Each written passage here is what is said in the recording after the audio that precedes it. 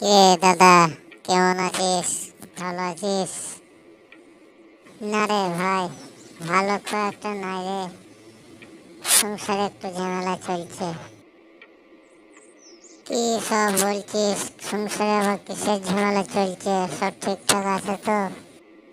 আর বলিস না ভাই, আমার বউটা একটু খিচির খিচির করছে কদিন থেকে, ফোনে কথা বলছে না। হুম, যেখানে সেখানে না বলে হঠাৎ চলে যাচ্ছে। কি ভালো লাগে বল? আরে ও কিছু না, দু একদিনের মধ্যে ঠিক হয়ে যাবে। একটু রাগ দেখাই যেত, মানে রাগ কমে গেলে আবার দেখবি ঠিক হয়ে যাবে। না রে, আর সহ্য করতে পারছি না, তাই ভাবছি বিদেশ পানে পালাবো আর আসবো না। দেখি খেলা, বউ জব্দ হয় না আমি জব্দ হই। তবে কিছু বলা যাচ্ছে না, এখনকার দিন সময় তো খারাপ।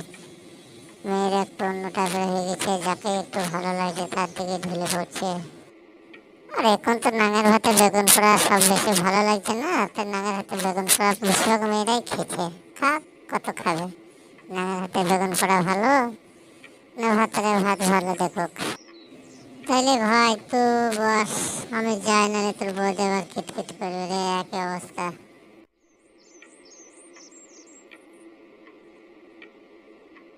দাদা, তাইলে আবার এসে যেন কিছু মনে করো না, তোমার কিছু খাইতে পারলাম না, বউ তো বাড়িতে নাই।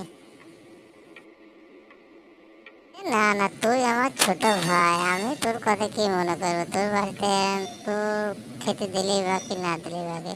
থাক বস, পরে আবার